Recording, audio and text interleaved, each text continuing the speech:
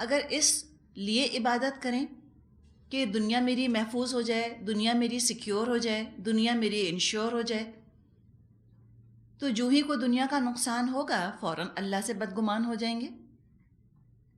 اور اگر عبادت اس لیے انسان کرے کہ مجھے آخرت کا فائدہ چاہیے، مجھے رب کو راضی کرنا ہے، میری آخرت انشور ہو جائے گی، میری آخرت سیکیور ہو جائے گی، میرا رب مجھ سے راضی ہو جائے گا، تو اب عبادت اس کو کبھی بھی پریشان اس طرح سے نہیں کرے گی کہ وہ یہ سوچے کہ کیا فائدہ ہوا عبادت کرنے کا۔ اب اس کی عبادت کبھی ضائع نہیں ہوگی۔ ایسا محسوس ہوتا ہے کہ شاید بچپن سے بعض دفعہ مائیں یہ خیال بچوں کے دل میں ڈال دیتی ہیں کہ نماز پڑھو گے تو مارکس بہت اچھے آئیں گے، اگر بیٹی سے کہا کہ تم حجاب کرو گی تو شادی بہت اچھی جگہ ہو جائے گی، مثال کے طور پہ، یعنی اور بہت ساری چیزیں ہو سکتی ہیں، تو یہ نہ کیجے۔ اس طرح عبادت کو دنیاوی فائدوں کے ساتھ ریلیٹ مت کیجے۔ دنیا تو امتحان کی جگہ ہے، بہت عبادت کے باوجود آزمائشیں آ سکتی ہیں، تو ایسا نہ ہو کہ آزمائش میں دنیا بھی جائے اور آزمائش کے ساتھ دین بھی چلا جائے، یہ نہیں ہونا چاہیے۔ دین کو دنیا پر فوقیت رہنی چاہیے۔ عبادت جو ہے اس کا ایم، اس کا مقصد زیادہ بلند ہونا چاہیے دنیا کے مقابلے میں۔ عبادت کا مقصد دنیا سمیٹنا نہیں بنائیں ہم کبھی بھی۔ اگر ملتی ہے عبادت کے ساتھ ساتھ دنیا، الحمدللہ، اور عبادت کرتے کرتے دنیا ہاتھ سے چلی جائے تو اس میں عبادت کا کوئی قصور نہیں۔ نعوذ باللہ یہ نہیں کہ عبادت انفیکٹو ہو گئی، ناکام یا ناکارہ ہو گئی، کہ عبادت بھی کر رہے ہیں اور عبادت نے کیا دیا ہم کو، دنیا تو ہماری پھر بھی چلی گئی۔ یہ خیال، یہ احساس انسان کو پھر نہ آئے۔ تو ایوب علیہ السلام کا قصہ مختصراً بیان کیا جا رہا ہے۔ کچھ مفسرین کا کہنا یہ ہے کہ یعقوب علیہ السلام کے جڑواں بھائی جو تھے عیسو، یہ عیسو کی نسل سے ہیں ایوب علیہ السلام۔ ان کی قومیت، ان کے زمانے کے بارے میں بہت اختلاف ہے۔ اب یہ کون تھے، ان کی پیڈگری کیا تھی، یعنی کہ کہاں سے، کس نسل سے تھے، قرآن تو ان باتوں کو زیادہ بیان نہیں کرتا، اس لیے کہ قرآن کسی خاص قوم کے لیے، کسی خاص زمانے، کسی خاص نسل کے لیے تو نازل نہیں ہوا۔ تو بجائے کہ قومیت کو محفوظ کیا جائے، پروٹیکٹ کیا جائے، یا کسی خاص تاریخ کو محفوظ کیا جائے، پروٹیکٹ کیا جائے، قرآن تو واقعے کی حفاظت کرتا ہے، واقعہ بیان کرتا ہے، اعمال کو محفوظ کیا ہے تاکہ تمام دنیا کے انسانوں کے لیے وہ اعمال نمونہ بن سکیں۔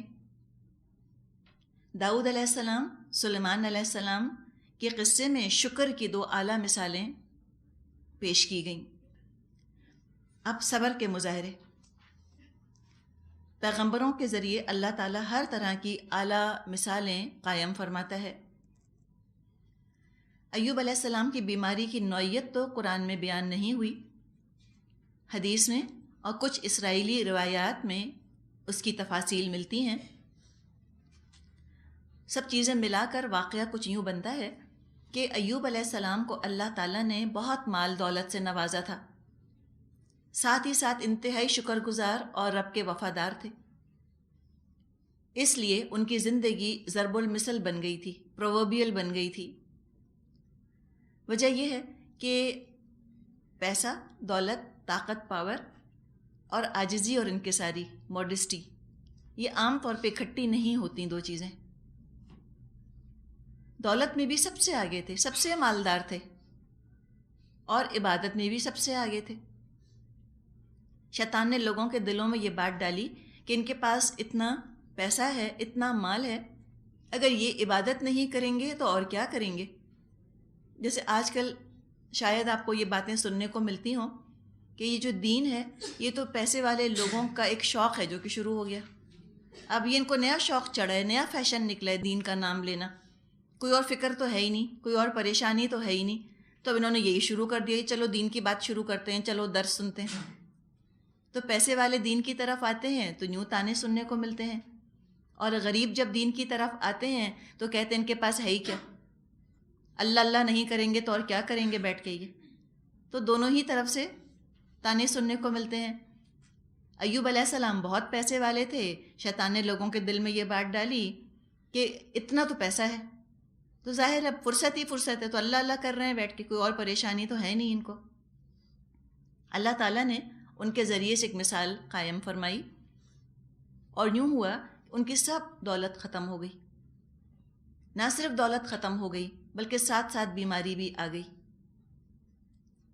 روایات میں آتا ہے کہ پیروں کے تلوں سے لے کر، پیروں کے تلوے سمجھتے ہیں، سولز آف دا فیٹ، وہاں سے لے کر اور سر تک پورا جسم پھوڑوں سے بھر گیا تھا، بوائلز، کوئی اسکن ڈیزیز ہو گئی تھی ان کو، جلد کی بیماری ہو گئی تھی۔ بیماریوں کی بھی مختلف قسمیں ہوتی ہیں، کچھ بیماریاں ایسی ہوتی ہیں کہ جو انسان کے اندر ہوتی ہیں، اس کو تکلیف دے رہی ہوتی ہیں، لیکن اوپر سے دکھائی نہیں دیتی، اوپر سے انسان صحیح سلامت رہتا ہے، پریزنٹیبل رہتا ہے۔ بعض بیماریاں ہوتی ہیں جو کہ دکھ اور تکلیف کا باعث بھی بن رہی ہوتی ہیں اور نمایاں بھی ہوتی ہیں، انسان کو ڈس فگر کر دیتی ہیں، بدنما کر دیتی ہیں انسان کو۔ ایسی ظاہری بیماری تو انسان کے لیے امبیرسمنٹ کا اور شرم کا بھی باعث بنتی ہے۔ ایسی ان کو بیماری ہوئی تھی جو کہ ظاہری تھی، نظر آنے والی تھی۔ روایات میں آتا ہے کہ ان کا جسم پورا پک گیا تھا اور اس کے اندر کیڑے پڑ گئے تھے، لیکن اللہ سے نہ نا امیدی، نہ اللہ سے شکایت، نہ اللہ سے مایوسی، یہ بڑی بات ہے۔ اللہ سے راضی رہے، اللہ کو نہ چھوڑا، بلکہ ذکر میں اور بڑھ گئے۔ روایات میں آتا ہے کہ جب ان پر بیماری آئی تو انہوں نے اپنے رب کو یوں پکارا کہ اللہ، جب تو نے بہت مال اور دولت دیا تھا، بیوی بچے دیے تھے، تو دل ان میں مشغول رہا کرتا تھا۔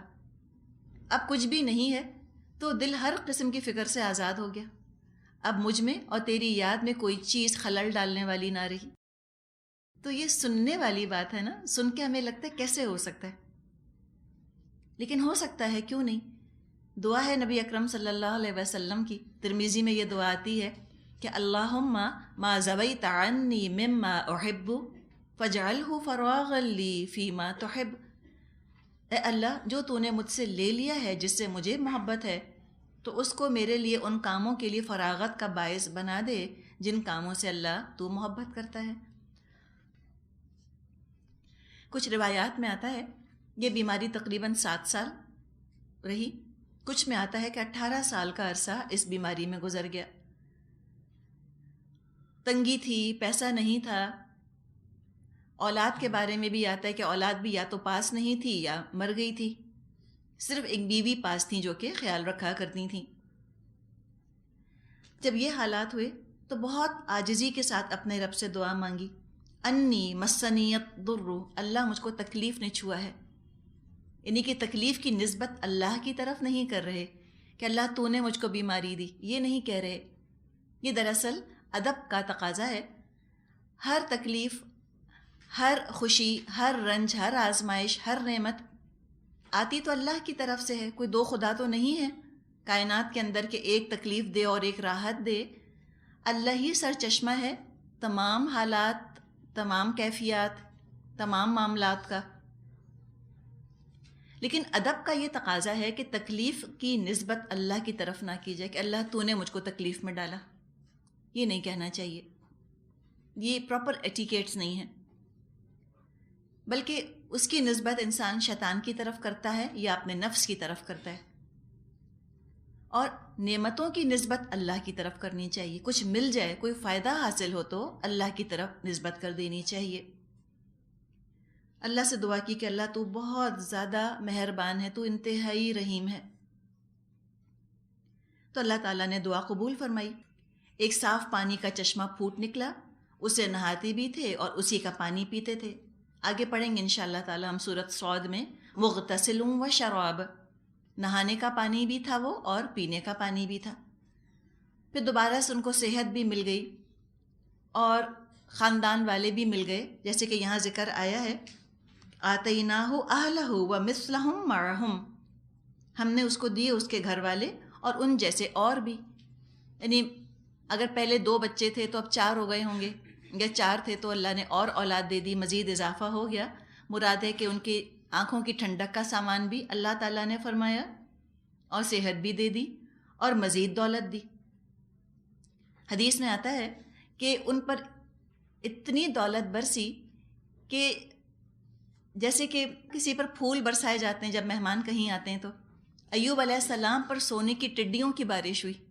سونے کی چھوٹی چھوٹی سمجھے کہ پھول جیسی چیزیں، لوکسٹ، گولڈ کی لوکسٹس ہیں جو کہ ان کے اوپر برسیں. اس پہ روایت میں آتا ہے کہ جب ان پر اس طرح سونے کی ٹڈیاں برسیں تو ایوب علیہ السلام ان کو جمع کرنے لگ گئے. تو اللہ تعالیٰ کی طرف سے پکارا گیا کہ ایوب، کیا تجھ کو میں نے اتنا سارا مال نہیں دیا کہ اب تو یہ بھی جمع کر رہا ہے؟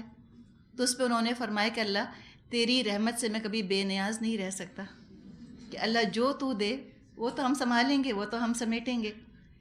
مجھے تو اس بیلنس پر حیرت ہوتی ہے. ہم کہتے ہیں یا دین برا یا دنیا بری، ایک کو تو کنڈیم کر کے ہی چھوڑتے ہیں.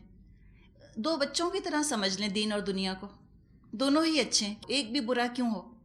اگر حلال سے ہاتھ آتا ہے، اللہ کا فضل اور اللہ کی رحمت ہے، اور ان چیزوں کو استعمال کر کے اگر اللہ کو نہیں بھول رہے، ان کو گناہوں میں استعمال نہیں کر رہے، تو الحمدللہ اللہ کی دین ہے، اللہ کی عطا ہے.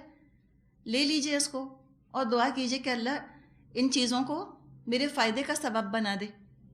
اور یہ بھی دعا ہے، ایک حصہ آپ کو ابھی سنایا نبی اکرم صلی اللہ علیہ وسلم کی دعا کا، پہلا حصہ اس کا یہ ہے، اللہم ما رزقتنی مما احب فاجعلہ قوۃ لی فیما تحب.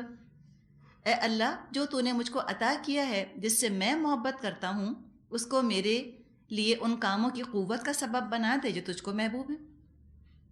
اگر اللہ نے پیسہ اور دولت دیا ہے تو اللہ ہم سے کام بھی بہت اچھے لے لے، ہم کم پیسے والوں سے زیادہ اچھے کام کر سکیں. تو یہ قصہ بیان کیا گیا ان کا. آگے آیت 85 86 میں ذکر ہے اسماعیل اور ادریس ذی الکفل کا. فرمایا وَإِسْمَاعِيلَ وَإِدْرِيسَ وَذَا الْكِفْلِ كُلٌّ مِّنَ الصَّابِرِينَ.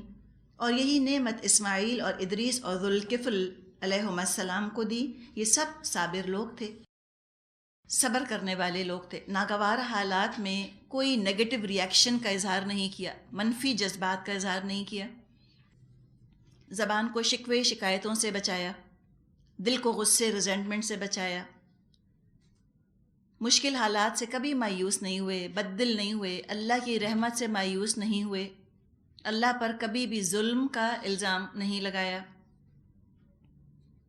صبر کے ساتھ جد و جہد کرتے رہے، برے حالات کو بدلنے کی کوشش کرتے رہے. صبر کا مطلب یہ نہیں ہے کہ انسان برے حالات کو، ناگوار حالات کو قبول کر کے ان کو بدلنے کی کوشش نہ کرے. صبر یہ ہے کہ انسان برے حالات کو قبول کر لے، پھر ان کو بدلنے کی کوشش کرتا رہے، اسٹرگل کرے، محنت کرے، حالات کو بہتر سے بہتر بنانے کی کوشش کرتا چلا جائے، اور کبھی اللہ پر ظلم کا الزام نہ رکھے. ہم اتنی محدود عقل رکھنے والے ہیں نا، ہم نہیں سمجھ سکتے اللہ کی حکمت، بعض دفعہ اللہ کی رحمت کو بھی ہم نہیں سمجھ سکتے. جیسے کوئی شخص ہے جس کا کہ بڑا محدود تجربہ ہے، ایکسپوجر نہیں ہے، وہ دیکھے کہ ماں لے جا رہی ہے اپنے بچے کو اور ڈاکٹر سے سوئی چبوا رہی ہے اپنے بچے کو، بچہ بلک رہا ہے، بچہ رو رہا ہے دھاڑے مار مار کے، اور بعد میں بچہ بخار میں تپنے لگ گیا اس ٹیکے کی وجہ سے. کہیں کتنی ظالم ماں تھی، وہ اندازہ نہیں لگا سکا نا ماں کی محبت کا اور ماں کی رحمت کا. اس کا آبزرویشن، اس کا مشاہدہ بہت محدود تھا، لیمیٹڈ تھا. دنیا میں ہم دیکھتے ہیں کہ لوگ سفر کر رہے ہیں، انسانوں کے مظالم کا شکار ہو رہے ہیں، تکلیفیں اٹھا رہے ہیں، ٹارچر ہو رہے ہیں. لوگ کہتے ہیں کیسا اللہ ہے جو کہ ظلم برداشت کرتا ہے؟ اگر اللہ ہوتا تو لوگوں پر ظلم نہیں ہونا چاہیے تھا، کوئی بیمار نہیں ہونا چاہیے تھا. ہم اپنے محدود مشاہدے کی بنا پر ایسی باتیں کرتے ہیں. ہم اللہ کی صفات کا احاطہ کر نہیں سکتے، ہم نہیں سمجھ سکتے کہ اللہ تعالیٰ نے کس کے لیے خیر کس چیز میں رکھی ہے. ان عارضی ٹیمپرری تکلیفوں کے بدلے اللہ کیا کچھ ان کو دینے والا ہے، ہم نہیں دیکھ سکتے نا. تو ہم اندازے لگانے لگتے ہیں، پھر خود ہی بدگمان ہو کر بیٹھ جاتے ہیں. تو اللہ سے اگر ہم بدگمان ہوں گے اور اللہ اگر نعوذ باللہ ظالم ہوگا تو پھر رحم کرنے والا کون ہے؟ اگر اللہ انصاف نہیں کر سکتا تو ہمیں عدل کہاں سے ملے گا؟ بتائیں پھر. کوئی نہیں کر سکتا، تو صبر بہت ضروری ہے۔ ان حالات کو دیکھ کر اپنے اوپر پڑنے والی تکلیفوں پر بھی انسان صبر کرے، اور کسی اور کو تکلیف میں مبتلا دیکھے تو بھی صبر کرے، تو بھی اللہ کی طرف سے بدگمان بدظن نہ ہو۔ اسماعیل اور ادریس تو جانے پہچانے ہمارے نام ہیں۔ ذوالکفل کے بارے میں کچھ مفسرین کا خیال ہے کہ یہ ان کا اپنا نام نہیں بلکہ لقب ہے۔ ذو کا مطلب ہوتا ہے والا، کفل کا مطلب ہوتا ہے نصیب یا حصہ، خلاق کی طرح۔ قرآن میں 2 جگہ یہ ہم نام پڑھیں گے ذوالکفل۔ اب یہ نبی تھے یا نہیں تھے، اس کے بارے میں بھی مختلف آراء ہم کو ملتی ہیں علماء کی، واللہ عالم۔ یہاں ایک نیک انسان اور انبیاء کے ساتھ جو ہے وہ ان کا ذکر کیا جا رہا ہے۔ فرمایا کل من الصابرین، یہ سب صابر لوگ تھے۔ مناظر احسن گیلانی بڑے عالم گزرے ہیں رحمۃ اللہ علیہ، ان کا خیال ہے کہ ذوالکفل سے مراد ہے گوتم بدھ، بدھا۔ ان کا یہ خیال ہے کہ بدھا کا ذکر ہے، اس لیے کہ وہ کہتے ہیں کہ ذوالکفل، یہ جو فا ہے، عربی زبان میں فا استعمال کی جاتی ہے جو اردو میں ہم پے استعمال کرتے ہیں نا، پے کی جگہ عربی میں فے استعمال کرتے ہیں، فا۔ تو یہ کہتے ہیں کپل کا ذکر ہے، اور کپل وستو کے رہنے والے تھے بدھا، تو وہ کہتے ہیں پے جو ہے یہ فے سے بدل گیا تو یہ ذوالکفل بن گیا، مراد کپل وستو والا۔ ابھی ان کا اپنا خیال ہے، واللہ عالم، ٹھیک ہے یا غلط ہم کچھ نہیں کہہ سکتے۔ بہرحال جو بھی ہے ذکر ان کا یہاں پر آتا ہے نبی کی حیثیت سے، ایک نیک انسان کی حیثیت سے۔ وَأَدْخَلْنَاهُمْ فِي رَحْمَتِنَا إِنَّهُمْ مِنَ الصَّالِحِينَ، اور ان کو ہم نے اپنی رحمت میں داخل کیا، وہ صالحین میں سے تھے۔ بات ساری یہ ہے کہ نیک اعمال انہوں نے کیے، اللہ کی رحمت کا آسرا لگائے رہے، صبر کرنے والے لوگ تھے، نیک عمل کیے، صالح عمل کیے، اللہ نے صالحین میں ان کو داخل فرما لیا۔ اب ذکر ہے یونس علیہ السلام کا، آیت 87 سے۔ وَذَنُّونَ، اور مچھلی والے کو، یعنی ان کو بھی ہم نے نوازا۔ اِذْ ذَهَبَ مُغَاضِبًا فَظَنَّ أَن لَّن نَّقْدِرَ عَلَيْهِ فَنَادَىٰ فِي الظُّلُمَاتِ أَن لَّا إِلَٰهَ إِلَّا أَنتَ سُبْحَانَكَ إِنِّي كُنتُ مِنَ الظَّالِمِينَ۔ اور مچھلی والے کو بھی ہم نے نوازا، یاد کرو جب کہ وہ بگڑ کر چلا گیا تھا اور سمجھا تھا ہم اس پر گرفت نہ کریں گے، آخر کو اس نے تاریکیوں میں سے پکارا، نہیں ہے کوئی خدا، نہیں ہے کوئی معبود مگر تو، پاک ہے تیری ذات، بے شک قصوروار تو میں ہی ہوں۔ ذنون، نون والا، نون عربی زبان میں مچھلی کو کہا جاتا ہے۔ سورہ قلم میں ان کو صاحب الحوت کہا گیا ہے، مچھلی والا، حوت۔ حوت عربی زبان میں فش کو کہتے ہیں۔ یونس علیہ السلام کا ذکر ہے، یہ ننوا کی طرف بھیجے گئے تھے، لوگوں نے ان کی بات نہ مانی، یونس علیہ السلام کی تعلیمات پر ایمان لانے سے قوم نے انکار کر دیا، تو یونس علیہ السلام نے ان کو وارننگ دی کہ 3 دن کے اندر تم پر عذاب آ جائے گا، اور یہ سمجھے، غلط فہمی یہ ہوئی، ان کو کنفیوژن یہ ہوا کہ یہ سمجھے کہ جب اللہ تعالیٰ نے یہ بات بیان فرما دی ہے کہ 3 دن کے بعد اس بستی پر عذاب آ جائے گا، تو آٹومیٹکلی خود بخود اس کا مطلب یہ ہے کہ میں بستی چھوڑ کے چلا جاؤں۔ یوں سمجھے کہ جیسے کسی حکم کو سمجھنے میں خطا ہو جائے، کسی حکم کے انٹرپریٹیشن میں خطا ہو جائے، بس ایسی ان سے معمولی سی خطا ہو گئی۔ اس بات کا ان کو ذرا سا مغالطہ ہو گیا، کنفیوژن ہو گیا کہ انڈرسٹوڈ ہے اللہ کا حکم کہ میں چلا جاؤں، حالانکہ انبیاء کا، رسولوں کا معاملہ یہ ہوا کرتا تھا کہ جب تک اللہ کا واضح حکم نہ آ جائے کوئی رسول اپنی بستی کو چھوڑ کر ہجرت نہیں کر سکتا۔ نبی اکرم صلی اللہ علیہ وسلم نے اپنے ساتھیوں کو اجازت دے دی تھی کہ وہ مدینہ چلے جائیں یا حبشہ، پہلے حبشہ کی اجازت دی، اس کے بعد ہجرت مدینہ کی اجازت دی، آپ خود مکے میں موجود رہے، یہاں تک کہ اسپیسیفک کیٹیگوریکل حکم نہیں آ گیا اللہ تعالیٰ کی طرف سے کہ جی اب آپ ہجرت کر سکتے ہیں۔ یہ اپنی طرف سے سمجھے یونس علیہ السلام کہ میری ذمہ داری پوری ہو گئی، اللہ کی طرف سے کسی گرفت کا کوئی اندیشہ، کوئی خیال بھی نہ تھا. اس لیے نہ تھا کہ انہوں نے کوئی اپنی طرف سے گناہ تو نہیں کیا تھا. کنفیوژن تھا، نا سمجھی میں ایک خطا ہو گئی، مس انڈرسٹینڈنگ ہو گئی. اگر عام انسانوں کے ساتھ ایسا معاملہ ہو تو ان کی کوئی پکڑ نہ ہو، لیکن یونس علیہ السلام عام انسان تو نہیں تھے، اللہ کے رسول تھے، اور جن کے رتبے ہیں سوا، ان کی سوا مشکل. جن کے رتبے اونچے ہیں ان کی مشکلات بھی، پکڑ بھی زیادہ ہے. اب یہ ہوا کہ یونس علیہ السلام تو قوم کو چھوڑ کے چلے گئے. ایک طرح کا ڈیبٹ ہو گیا نا ان کی طرف سے، اس کا کریڈٹ جو ہے وہ قوم کو ملا. قوم نے جب عذاب آتا دیکھا تو شرک سے اور کفر سے انہوں نے توبہ کی. سب مرد، عورتیں، بچے، حتیٰ کہ جانوروں تک کو لے کر بستی سے باہر نکل آئے، اور اللہ نے ان کی توبہ قبول فرمائی اور ان پر سے عذاب کو ہٹا دیا. اس کا ذکر سورہ یونس آیت 98 میں موجود ہے. یونس علیہ السلام قوم سے جدا ہو کر چلے اور ایک کشتی میں سوار ہو گئے. کشتی طوفان میں پھنس گئی. کچھ کہتے ہیں کہ بھنور میں پھنس گئی، وال پول ٹائپ ہوتا ہے نا جی، اس کے اندر پھنس گئی. لوگوں نے طے کیا کہ قرعہ ڈالنا چاہیے، لاٹس نکالنے چاہیے، اور اس میں جس کا نام نکلے اس کو سمندر میں پھینک دیں گے. اور قرعہ نکالنے کا کام یونس علیہ السلام کے سپرد کیا گیا. اس میں ان کا اپنا ہی نام نکلا. 3 دفعہ یہ عمل کیا گیا، ہر دفعہ ان کا نام نکلا تو ان کو سمندر میں ڈال دیا گیا. اللہ کے حکم سے ایک مچھلی وہاں آ موجود ہوئی اور یونس علیہ السلام کو نگل لیا. روایات میں آتا ہے اللہ تعالیٰ نے مچھلی کو حکم دیا تھا کہ ان کے گوشت اور ہڈی کو نقصان نہ پہنچے، یہ تیری غذا نہیں ہے بلکہ تیرے پیٹ میں ان کے لیے چند دن کا ٹھکانہ ہے، چند دن بس تیرے پیٹ میں رہیں گے امانت کے طور پہ.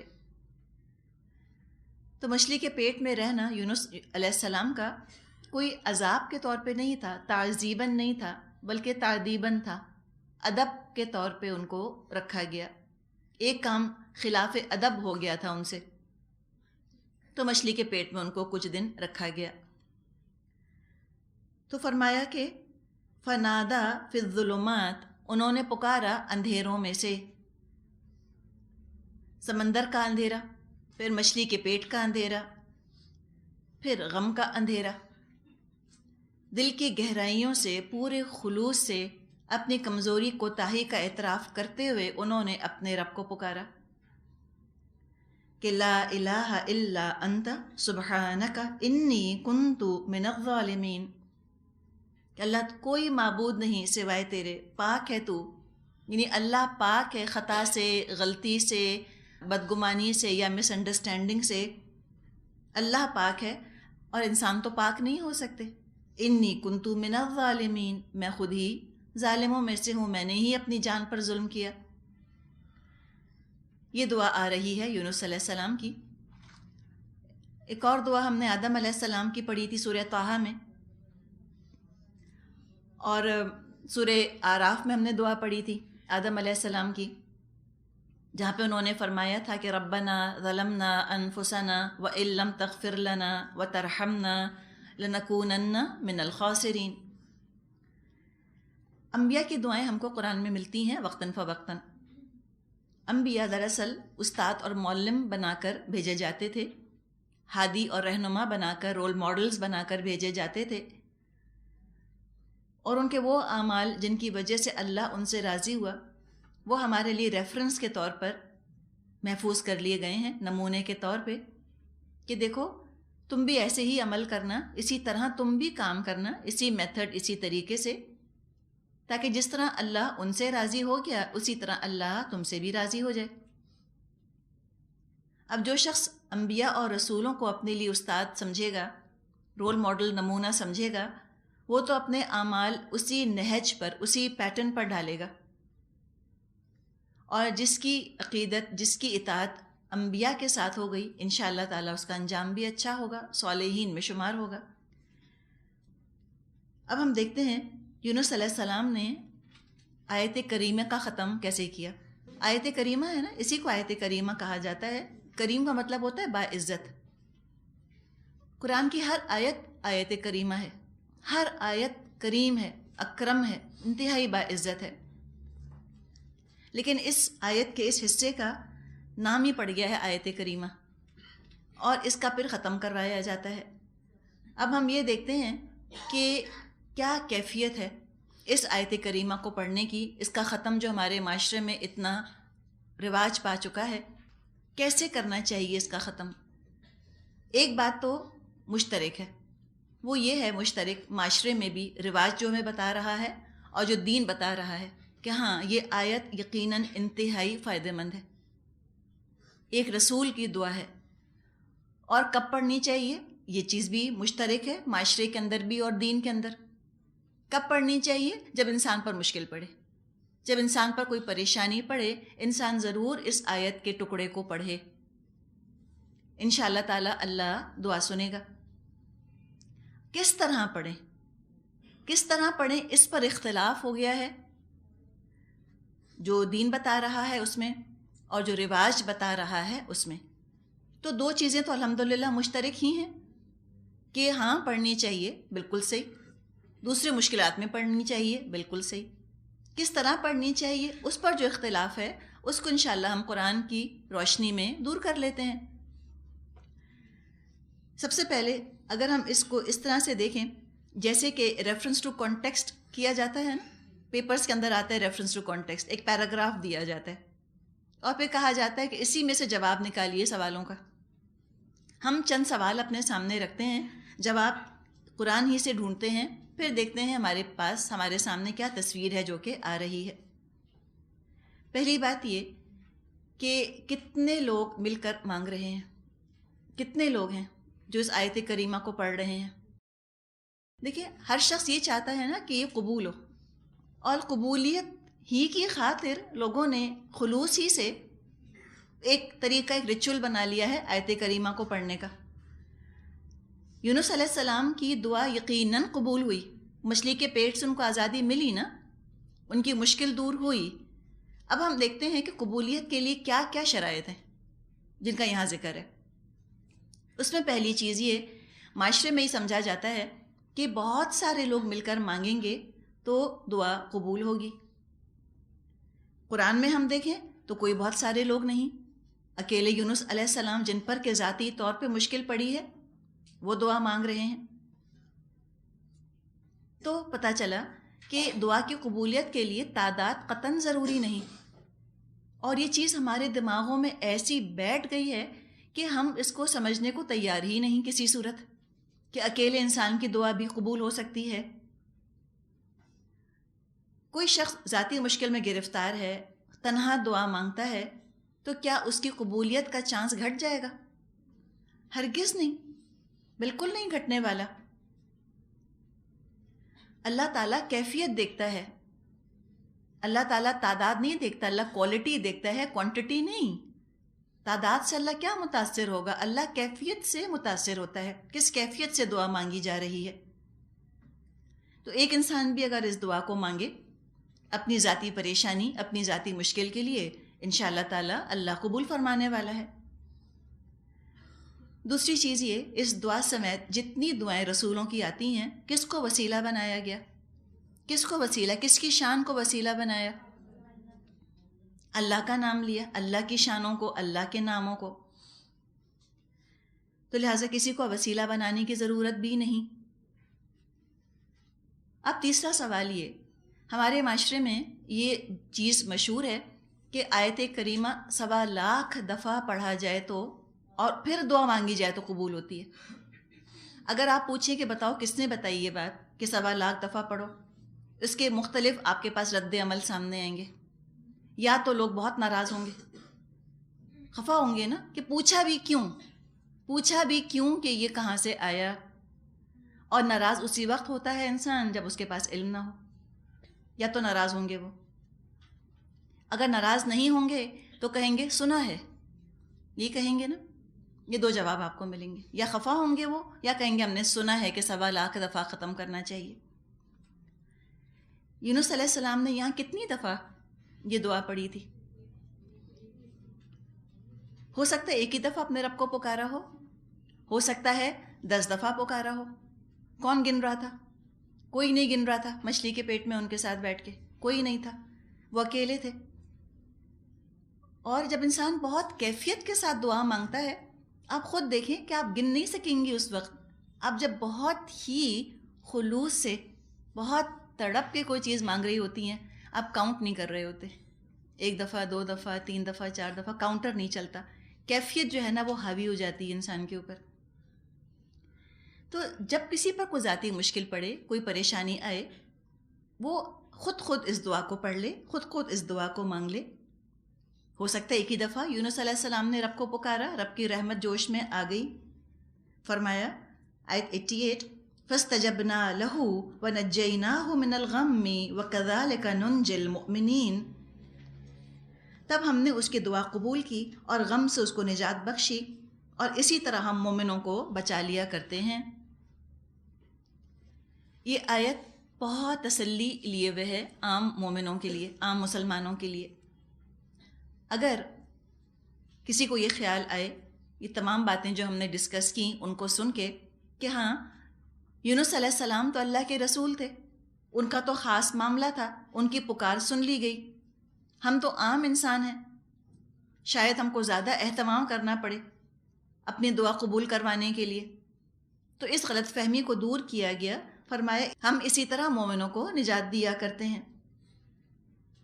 نبی اکرم صلی اللہ علیہ وسلم نے فرمایا ذنون کی وہ دعا جو انہوں نے مچھلی کے پیٹ میں مانگی تھی، یعنی لا الہ الا انت سبحانک انی کنت من الظالمین، جو مسلمان اپنے کسی مقصد کے لیے ان کلمات کے ساتھ دعا کرے گا، اللہ اس کو قبول فرمائے گا. جو مسلمان پڑھے گا اللہ تعالیٰ قبول کرے گا. اب دیکھیں ہم کس طرح یہ دعا مانگتے ہیں. جیسے ابھی ہم معاشرے کی رواجوں کی بات کر رہے تھے، پہلے تو خود یہ فرض کر لیا اکیلے مانگنے سے کیا ہوگا، سب کو اکٹھا کرو. پھر ایک تعداد خود فکس کر لی کہ 1.25 لاکھ دفعہ اس کو پڑھنا ہے. قرآن کی ٹوٹل آیات تقریباً 6,500 ہزار ہیں، جس کے اندر الف لام میم بھی شامل ہے، مدھامتان ایسی آیات بھی شامل ہیں جو کہ حروف مقطعات پر مشتمل ہیں یا ایک ایک لفظ پر مشتمل ہیں. یہ بھی آیات ہیں. ان سب چھوٹی بڑی آیات کو ملا کر تقریباً 6,500 ہزار آیات ہیں. یہ آیت کا حصہ اللہ الہ الا انت سبحانک انی کنت من الظالمین اچھا خاصا لمبا حصہ ہے. اس کو 1.25 لاکھ دفعہ پڑھنا کس نے کہا؟ یہ کس نے ایجاد کیا؟ یہ ہمیں نہیں پتہ. اور کبھی اگر آپ گئی ہوں اس کے ختم میں تو آپ نے کیفیت دیکھی ہوگی. اب آپ ذرا پڑھیں اس کلمے کو، لا الہ الا انت سبحانک انی کنت من الظالمین. کم از کم 5 سیکنڈ تو لگیں گے، 10 سیکنڈ تو لگیں گے اس کو پڑھنے میں. وہ جو جس تیزی کے ساتھ دانے لوگ گرا رہے ہوتے ہیں، سمجھ میں نہیں آتا کہ انہوں نے اتنی جلدی کیسے پڑھ لیا. آپ تو الف لام میم بھی نہیں پڑھ سکتے اتنی جلدی جتنی جلدی وہ دانے گرائے جا رہے ہوتے ہیں. اور جب 1.25 لاکھ دفعہ پڑھیں گے تو کم از کم 5 گھنٹے لگیں گے. 5 گھنٹے سے کم کا تو یہ ختم نہیں ہوتا. آیت کریمہ کا ختم جس کو کہا جاتا ہے. تو خود ہی تصور کر لیا، اتنی بڑی تعداد خود ہی رکھ لی. اور جو اپنے گھر سے نکل کر انویٹیشن پر آتا ہے، اب اس کو سوچیں نا کتنی ساری فکریں ہوتی ہیں کہ 5 گھنٹے کے لیے جا رہے ہیں تو گھر میں انتظام کر جائیں پیچھے بچوں کے لیے کھانے کا، پینے کا، ہر چیز کا. گھر سے نکل کر جانا ہے، اب کیا پہن کے جانا ہے اس کی فکریں ہوں گی. 10 فکریں ہیں جو انسان کے دامن کو آ کر لپٹ جاتی ہیں. اور اتنی بڑی کوانٹٹی میں جب پڑھنا شروع کریں گے تو کوالٹی متاثر ہوگی. کوالٹی برقرار کیسے رہے گی؟ لوگوں کو تو پتہ ہی نہیں کنتو اور کنتا کا فرق کیا ہوتا ہے. انی کنتو من الظالمین، بے شک اللہ میں ہوں ظالموں میں سے. اب کنتو کے بجائے کنتا پڑھ دیا کسی نے. وہ کہتے ہیں کہ زبر اور پیش ہی تو ہے، تو اس میں کیا اتنی ریجیڈیٹی. انی کنتا من الظالمین کہہ دیا کہ اللہ تو ظالم ہے. اور پھر کہتے ہیں کہ بہت جلالی وظیفہ ہے. جب اللہ کو ظالم کہیں گے تو کیا اللہ کو جلال نہیں آئے گا؟ آئے گا نا. اب کیا انہوں نے طریقہ ایجاد کیا، کہا کہ اچھا پانی رکھتے ہیں پیالوں میں، تسبیحوں کو ہم پانی کے اندر بھگاتے ہیں، پھر یہ وظیفہ پڑھتے ہیں. پہلے تو خود ہی کہا کہ جلالی ہے، پھر کہا خود ہی ٹھنڈا کر کے پڑھیں گے اس کو، اور خود ہی اب تسبیحات کو جو ہے وہ پانی کے پیالوں کے اندر ڈبا دیا. شکر کریں کہ مچھلی کے پیٹ کی شرط نہیں رکھی کہ سب مچھلی کے پیٹ میں جا کر بیٹھیں گے. پراپر طریقہ تو یہ ہوتا پھر. اپنے لیے مشکلات کرتے ہیں نا، بلا وجہ کی مشکلات ہیں جو اپنے لیے کھڑی کرتے ہیں، اور یہ بدعتوں کا یہی نقصان ہوتا ہے. بدعتیں جو ہیں وہ چیز کو بھاری بوجھل کر دیتی ہیں. اب لوگ چلتے پھرتے خود نہیں پڑھتے اس وظیفے کو، اس لیے کہ سوچ لیے کہ میرے پڑھنے سے کیا ہوگا. اب سیریمنی ہوگی، سب جمع ہوں گے، پھر کھجور کے بیجوں کی تلاش شروع ہوگی، پھر وہ آئیں گے، چادریں بچھیں گی، پھر کھانے کا انتظام ہوگا. اتنے لوگ آ رہے ہیں، 5 گھنٹے آخر پڑھیں گے، سر میں درد ہوگا کہ نہیں؟ اتنا لمبا انتظام کہتے ہیں چھوڑو کون کرے. تو اتنی بڑی بدعت کی وجہ سے جو کام کر سکتے تھے خود، اس کو بھی چھوڑ دیا. تو بدعتیں جو ہیں وہ عبادت سے بھی انسان کو غافل کر دیتی ہیں. جو چیز ہمارے ہاتھ میں آتی ہے اس کو بھی ہم چھوڑ دیتے ہیں. اور بہت سوں کو تو معنی ہی نہیں پتہ، اور بہت سوں کو تو یہ بھی نہیں پتہ قرآن کی کس صورت کے اندر یہ آیت آتی ہے. اگر آپ عام طور پہ لوگوں سے پوچھیں کہ کس صورت میں ہے، وہ کہتے ہیں سورہ یونس میں. اکثر لوگ کہتے ہیں سورہ یونس میں یہ آیت پائی جاتی ہے، اور آیت بھی پوری نہیں ہے، آیت کا ٹکڑا ہے. اصل چیز الہا ہے، زاری ہے، اللہ کے ساتھ تڑپ کے ساتھ، لگاؤ کے ساتھ دعا کرنا. اللہ یہ نہیں دیکھتا کتنے خوبصورت کپڑے پہن کے دعا مانگ رہے ہیں. اللہ دیکھتا ہے توجہ کتنی ہے، خلوص، تڑپ، انابت کتنی ہے. لیکن ہم نے جب اتنی ساری بدعتیں ایجاد کر لیں، اتنا بھاری کر دیا سمپل دعاؤں کو، سمپل عبادتوں کو، تو سنت جو ہے نبیوں کی، اس کی برکت اڑ گئی. ایک سنت جو ہے بدعت میں تبدیل ہو گئی، اور ہم دعا مانگنے سے محروم ہو گئے. یہ خیالی ذہنوں سے نکل گیا کہ اکیلے پڑھنے سے بھی اللہ قبول فرمائے گا. ہلکی پھلکی چیز کو بھاری کر لیا، جبکہ اسلام بڑا ہلکا دین ہے. نبی اکرم صلی اللہ علیہ وسلم نے فرمایا ہے، احب الدین الی اللہ الحنیفیۃ السمحۃ. اللہ کو وہ دین بہت پسند ہے جو سچا، سیدھا، آسان ہو. بخاری میں یہ حدیث آتی ہے. تو لہٰذا انسان بہت تڑپ کے ساتھ، خلوص کے ساتھ مانگے، اللہ تعالیٰ قبول فرمانے والا ہے. اب آگے ایک اور دعا کا ذکر آ رہا ہے. آیت نمبر 90. وَزَكَرِيَّا إِذْ نَادَى رَبَّهُ رَبِّ لَا تَذَرْنِي فَرْدًا وَأَنْتَ خَيْرُ الْوَارِثِينَ فَاسْتَجَبْنَا لَهُ وَوَهَبْنَا لَهُ يَحْيَىٰ وَأَصْلَحْنَا لَهُ زَوْجَهُ إِنَّهُمْ كَانُوا يُسَارِعُونَ فِي الْخَيْرَاتِ وَيَدْعُونَنَا رَغَبًا وَرَهَبًا وَكَانُوا لَنَا خَاشِعِينَ. اور زکریا کو جب کہ اس نے اپنے رب کو پکارا کہ اے پروردگار، مجھے اکیلا نہ چھوڑ، اور بہترین وارث تو تو ہی ہے، بس ہم نے اس کی دعا قبول کی اور اس کو یحییٰ عطا کیا اور اس کی بیوی کو اس کے لیے درست کر دیا.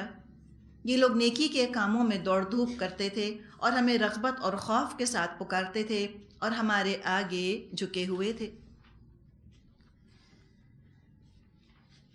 انبیاء کی مزید دعائیں آ رہی ہیں. زکریا علیہ السلام کی دعا کا ذکر ہے. دعا مانگتے وقت کیا کیفیت ان کے دل کی ہوتی تھی. رغبا و رہب کا ذکر کیا گیا. اللہ کی ذات پر کامل بھروسہ، دل میں شوق اور یقین اس بات پر کہ میرے ہونٹوں پر یہ سرگوشی جو آئی ہے میرے رب کے علم میں آ گئی. دل میں اللہ کی محبت ہو، ملاقات کا شوق ہو، اور یقین ہو کہ جو میں نے مانگا میرے رب نے سن لیا.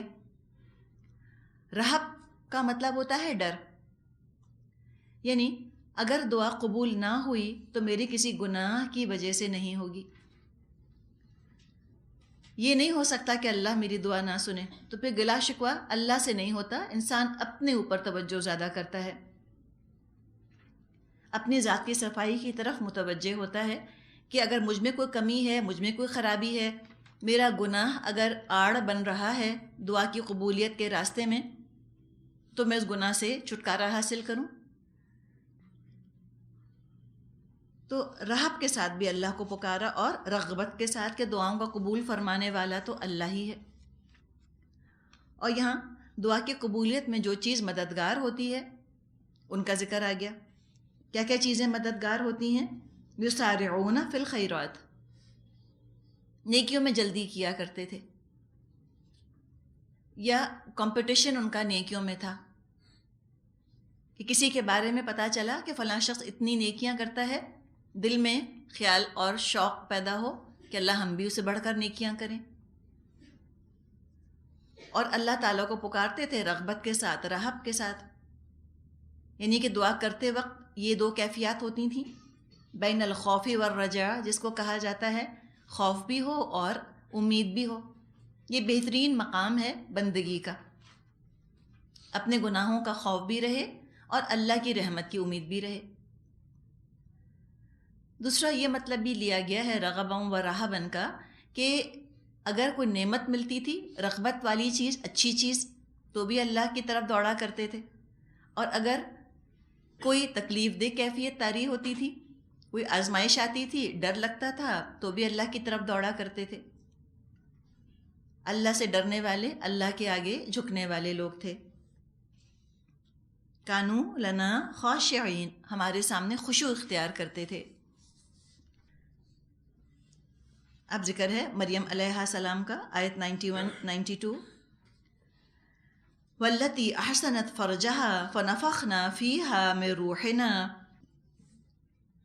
وجعلناہا وابنہا آیۃ للعالمین، اور وہ خاتون جس نے اپنی عصمت کی حفاظت کی تھی، ہم نے اس کے اندر اپنی روح میں سے پھونکا اور اسے اور اس کے بیٹے کو دنیا بھر کے لیے نشانی بنا دیا۔ فرج کے معنی ہوتے ہیں اندیشے کی جگہ، حملے کی جگہ۔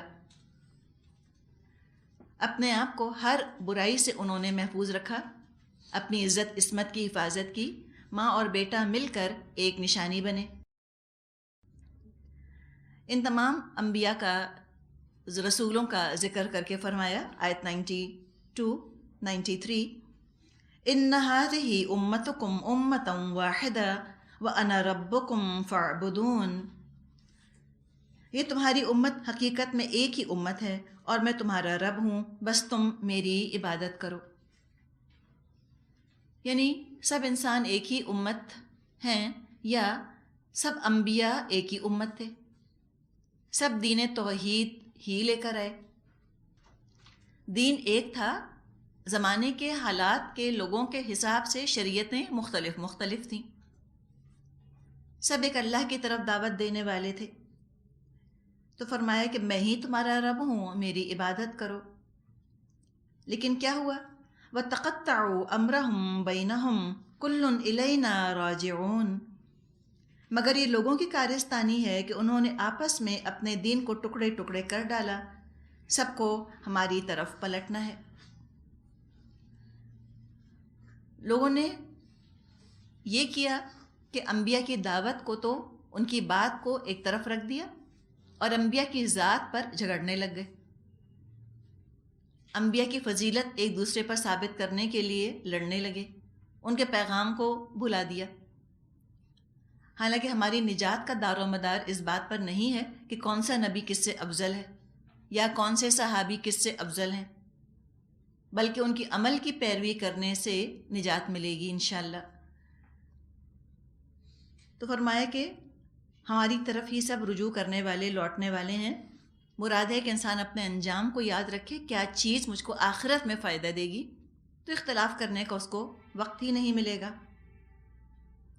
کرنے کا کیا کام؟ فرمایا آیت 94، آیت 94 ہے، رکوع نمبر 7 شروع ہو رہا ہے۔ فَمَن يَعْمَلْ مِنَ الصَّالِحَاتِ وَهُوَ مُؤْمِنٌ فَلَا كُفْرَانَ لِسَعْيِهِ وَإِنَّا لَهُ كَاتِبُونَ، پھر جو نیک عمل کرے گا اس حال میں کہ وہ مومن ہو، اس کے کام کی ناقدری نہ ہوگی اور اس کو ہم لکھ رہے ہیں۔ فلا کفرانہ لسعیہ، اس کی کوشش کی ناقدری نہ ہوگی۔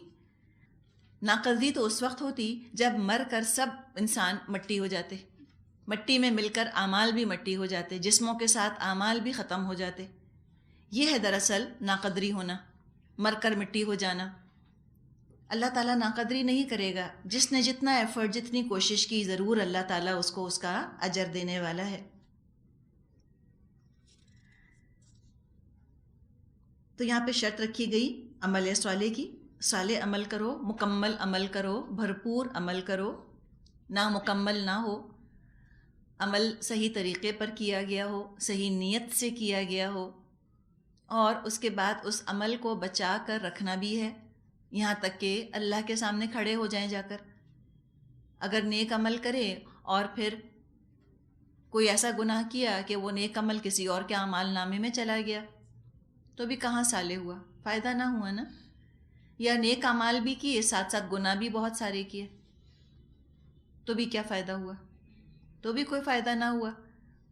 اگر گناہوں کا پلڑا قیامت کے دن بھاری ہوا تو یہ صالح عمل کیا فائدہ دیں گے، تو عمل صالح پھر نہ ہوا۔ اپنے عمل کو صالح رکھنے کے لیے ضروری ہے کہ گناہوں پر قابو پایا جائے، تبھی عمل صالح ہوگا، ورنہ نہیں۔